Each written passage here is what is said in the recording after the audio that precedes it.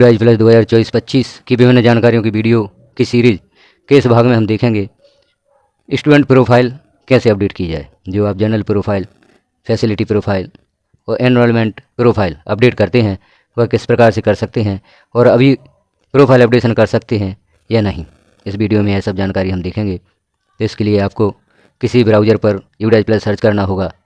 Search करने के पश्चात उसे लॉगिन करना होगा।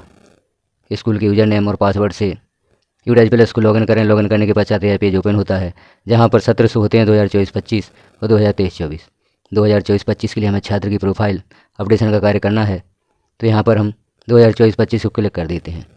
जैसे ही यहाँ पर 2024-25 को क्लिक करते हैं यहाँ विद्यालय का डैशबोर्ड ओपन होता है। अब इस डैशबोर्ड में आपको यहाँ पर विभिन्न कक्षाएँ शो हो रही हैं और कक्षाओं में छात्रों की संख्या शो हो रही है। अब हम प्रोफाइल अपडेट कैसे कर सकते हैं, इसके लिए आपको यहाँ जो लास्ट में एक्शन वाला ऑप्शन होता है यहाँ पर व्यू मैनेज शो होता है। जिस कक्षा के छात्रों की प्रोफाइल अपडेट आप करना चाहते हैं उस कक्षा के सामने जो व्यू मैनेज का ऑप्शन शो होता है उसे आप क्लिक कर देते हैं। जैसे हम यहाँ पर कक्षा 7वीं के छात्रों की प्रोफाइल अपडेट करना चाहते हैं तो कक्षा 7 के सामने जो व्यू मैनेज का ऑप्शन हमें दिखाई देता है इसे हम क्लिक कर देते हैं। इसे जैसे ही क्लिक करते हैं तो कक्षा 7 के सभी छात्र यहाँ पर ओपन हो जाते हैं। अब यहाँ हम सभी छात्रों के नाम देख लेते हैं। जिस छात्र की जानकारी आप यहाँ पर अपडेट करना चाहते हैं, प्रोफाइल अपडेट करना चाहते हैं, उसके सामने हमें अभी जो कि छात्रों की प्रोफाइल अपडेट नहीं की गई है तो नॉट स्टार्टेड शो हो रहा है। एक छात्र इन प्रोग्रेस में शो हो रहा है। इसका अर्थ है कि यहाँ जनरल प्रोफाइल छात्र की अपडेट कर दी गई है, एनरोलमेंट प्रोफाइल और फैसिलिटी प्रोफाइल अभी अपडेट करना शेष है।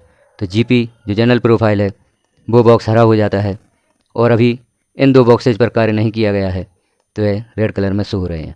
अब यहाँ हम देखते हैं किसी अन्य छात्र की प्रोफाइल अपडेट किस प्रकार से की जाए। तो एक छात्र को हम सेलेक्ट कर लेते हैं। जैसे इस छात्र को देखते हैं, इसकी जनरल प्रोफाइल अपडेट करके देखते हैं कैसे अपडेट की जानी है और अपडेट सन का कार्य प्रारंभ हो गया है या नहीं हुआ है अभी। तो हम यहाँ पर क्लिक करेंगे जनरल प्रोफाइल। जैसे ही इसे क्लिक करते हैं छात्र की जानकारी यहाँ पर ओपन हो जाती है। यहाँ हम देख रहे हैं छात्र का नाम, जेंडर, छात्र की DOB और छात्र का स्टेट कोड यहाँ पर शो होता है। Mother's name, father's name, guardian name. यहाँ पर गार्जियन नेम में भी हमें नाम लिखना होता है, या तो फादर्स नेम या जिस गार्जियन के पास छात्र रह रहा है उसका नाम यहाँ पर लिखना होता है। तो हम यहाँ पर गार्जियन नेम लिख देते हैं। गार्जियन नेम यहाँ पर टाइप कर देंगे और आगे की जानकारी देखेंगे। हम देखते हैं यहाँ पर स्पेस नहीं दे सकते, बगैर स्पेस के ही हमें लिखना होगा। तो यहाँ पर हम गार्जियन का नेम सेलेक्ट कर देते हैं। जो पिता का नाम है वही यहाँ पर सेलेक्ट कर देते हैं। या आप ध्यान रखें जिस गार्जियन के पास छात्र रह रहा है उसका नाम यहाँ पर लिखना होता है।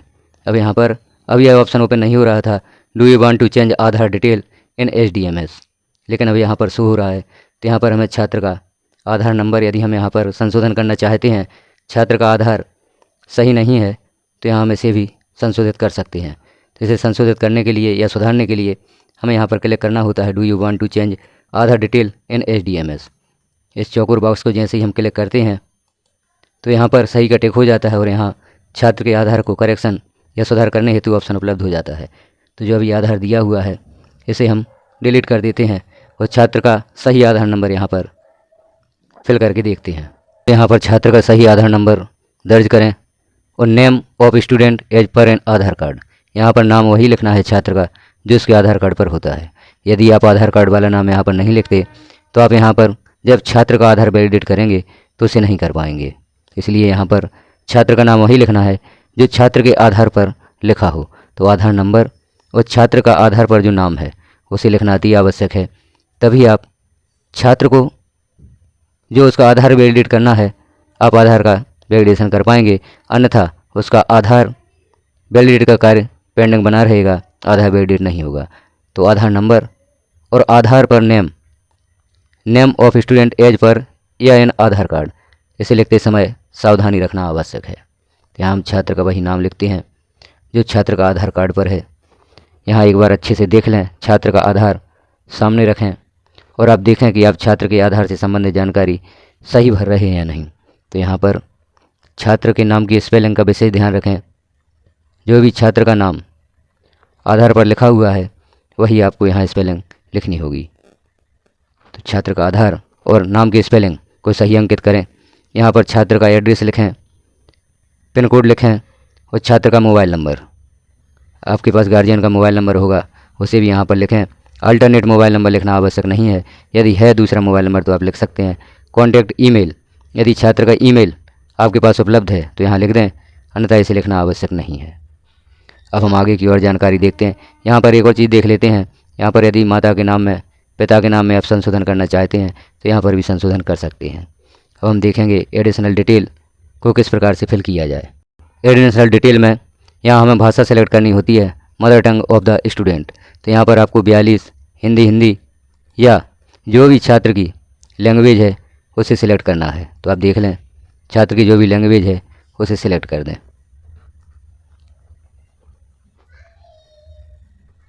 और आगे देखते हैं सोशल कैटेगरी। जो भी छात्र की सोशल कैटेगरी है, जनरल, SC ST OBC, उसे यहाँ पर सिलेक्ट करें। माइनॉरिटी में देख लेते कौन कौन से ऑप्शन है। यहाँ पर छात्र का जो भी धर्म है उसे सिलेक्ट कर दें। जैसे यहाँ पर हम देख रहे हैं मुस्लिम, क्रिश्चियन, सिख, बुद्धिस्ट, पारसी, जैन और NA। यदि इनमें से कोई माइनॉरिटी छात्र की है तो सिलेक्ट करें, अन्यथा NA पर सिलेक्ट कर दें।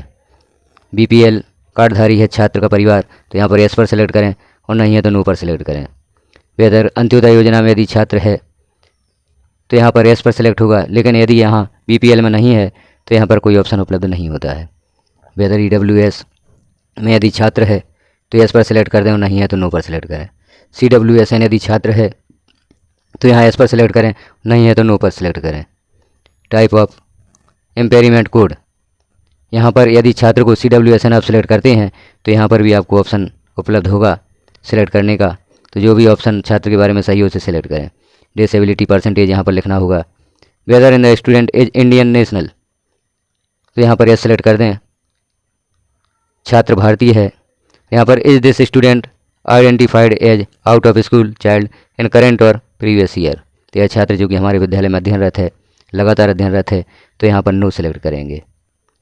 यहाँ देख लेते हैं ब्लड ग्रुप। जो भी छात्र का ब्लड ग्रुप है उसे यहाँ पर सिलेक्ट करें। यदि आपके पास ब्लड ग्रुप अभी उपलब्ध नहीं है तो under investigation, result will be updated soon. और यदि यहाँ पर आपके पास छात्र का ब्लड ग्रुप प्रेजेंट है, आपके पास है, छात्र ने अपना ब्लड ग्रुप आपके पास लिखवाया है या उपलब्ध है, तो यहाँ पर सिलेक्ट कर दें, अन्यथा under investigation result will be updated यहाँ पर सिलेक्ट हम कर सकते हैं। इस प्रकार से छात्र की जनरल प्रोफाइल की जानकारी कंप्लीट होती है। अब इसे हम अपडेट कर देते हैं। इस जानकारी को सावधानीपूर्वक भरें क्योंकि इसी के अनुसार छात्र को सुविधाएं उपलब्ध होती हैं। अब इसे हम अपडेट कर देते हैं। अपडेट करने के पश्चात जनरल डाटा अपडेटेड सक्सेसफुली का मैसेज प्राप्त हो जाता है। छात्र का डेटा अपडेट हो चुका है जनरल प्रोफाइल का। अब हमें छात्र के अगले पेज पर पहुंचना होता है। तो यहाँ हम नेक्स्ट को सिलेक्ट करते हैं। नेक्स्ट पर क्लिक करते ही हम छात्र के अगले पेज पर पहुंच जाते हैं। अब यहाँ पर देख लेते हैं कौन कौन सी जानकारी अपडेट करना है। तो यहाँ हम देख रहे हैं admission number, admission date, class section, medium of instruction. क्योंकि यहाँ पर अभी हम छात्र की एनरोलमेंट प्रोफाइल अपडेट नहीं कर सकते, यह ऑप्शन ओपन नहीं हुआ है। कई शिक्षक बार बार पूछ रहे हैं कि छात्र की प्रोफाइल अपडेट नहीं हो रही है। उनका पहला पेज अपडेट हो जाता है, जनरल प्रोफाइल अपडेट हो जाती है, लेकिन एनरोलमेंट प्रोफाइल और फैसिलिटी प्रोफाइल अपडेट नहीं कर पा रहे हैं।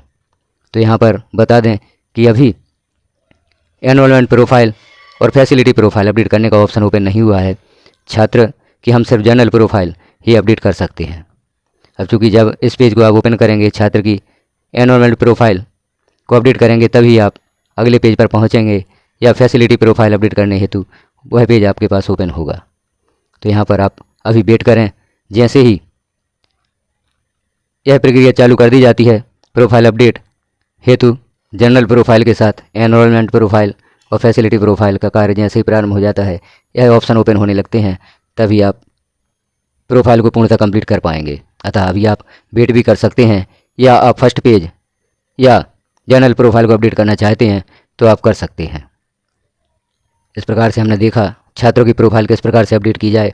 यहाँ पर नेक्स्ट को हम क्लिक करके भी देख लेते हैं। अगला पेज ओपन हो जाता है, लेकिन यहाँ पर ऑप्शन उपलब्ध नहीं है।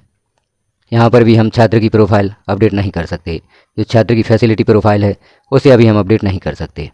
तो आपको वेट करना होगा जब तक यह प्रक्रिया प्रारंभ नहीं कर दी जाती, यहाँ ऑप्शंस नहीं ओपन कर दिए जाते, तब तक आप छात्र की प्रोफाइल अपडेट नहीं कर सकते।